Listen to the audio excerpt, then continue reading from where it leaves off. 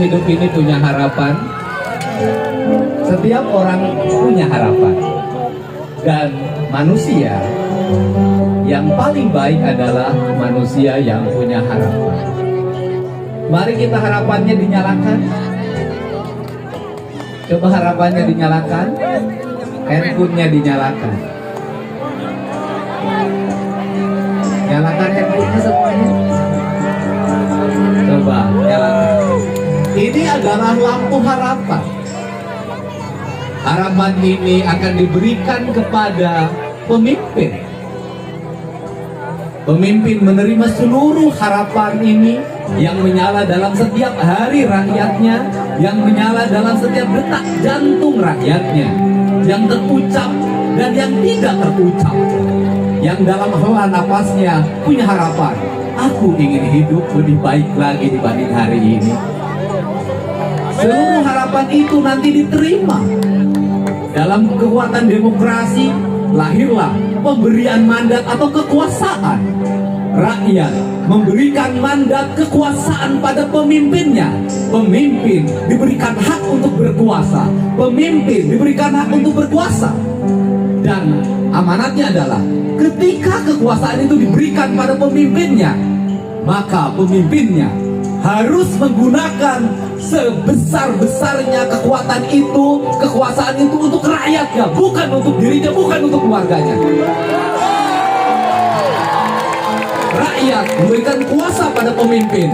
Pemimpin mengelola kekuasaannya untuk kebaikan rakyatnya.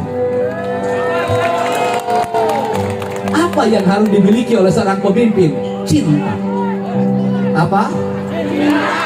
Apa? Cinta pemimpin pada rakyatnya harus melebihi cinta pada istrinya.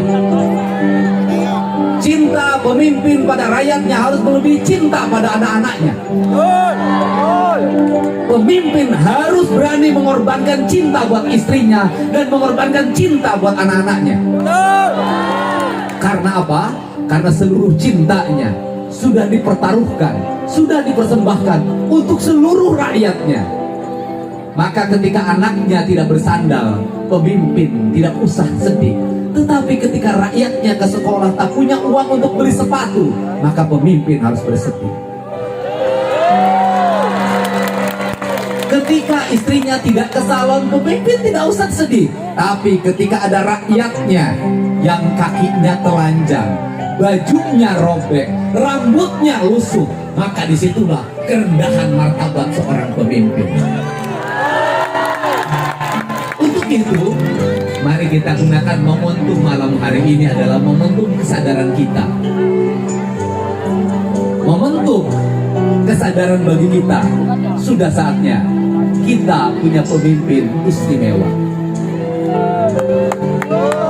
Pemimpin istimewa adalah pemimpin yang tak berpikir lagi buat anaknya, pemimpin yang tak berpikir lagi buat istrinya, pemimpin yang hanya satu dalam dirinya, berpikir untuk rakyatnya. Dan pemimpin istimewa akan lahir di 14 Februari 2024. Prabowo Subianto adalah pemimpin istimewa. Kalau orang Ciasem mencintai saya, menganggap saya bisa berbuat untuk masyarakat, maka caranya pilihlah Prabowo. Karena apa? Kalau Prabowo memimpin, maka saya akan memberikan keluasan untuk memberikan kontribusi bagi rakyat. Karena berbakti perlu kekuasaan. Berbakti tanpa kekuasaan tidak akan ada makna. Deddy Mulyadi kalau setiap hari berkeliling paling hanya bisa memberi 10 orang. Paling hanya punya anak asuh 100 orang. Tapi kalau saya memimpin, seluruh rakyat adalah anak asuhnya. Seluruh kaum perempuan adalah istrinya. Maka kalau bicara pemimpin tidak punya ibu negara, tidak ada masalah. Karena apa? Karena kita tidak butuh satu ibu negara. Kita butuh seluruh wanita Indonesia dan ibu negara. Kita butuh seluruh wanita Indonesia adalah ibu negara. Maka kita berharap ada presiden yang menganggap seluruh kaum perempuan adalah ibu negara. Tidak boleh lapar, tidak boleh ada ke rumah sakit tanpa obat, tidak boleh dia menangis untuk pendidikan anak-anaknya, tidak boleh anak-anaknya stunting atau kekurangan protein, tidak boleh lagi ada di jalan rusak, tidak boleh ada di jalan borong, tidak boleh ada rumah roboh, tidak boleh lagi ada anak ODGJ yang disimpan di dapur. Negara harus tampil menyelesaikan itu masalah.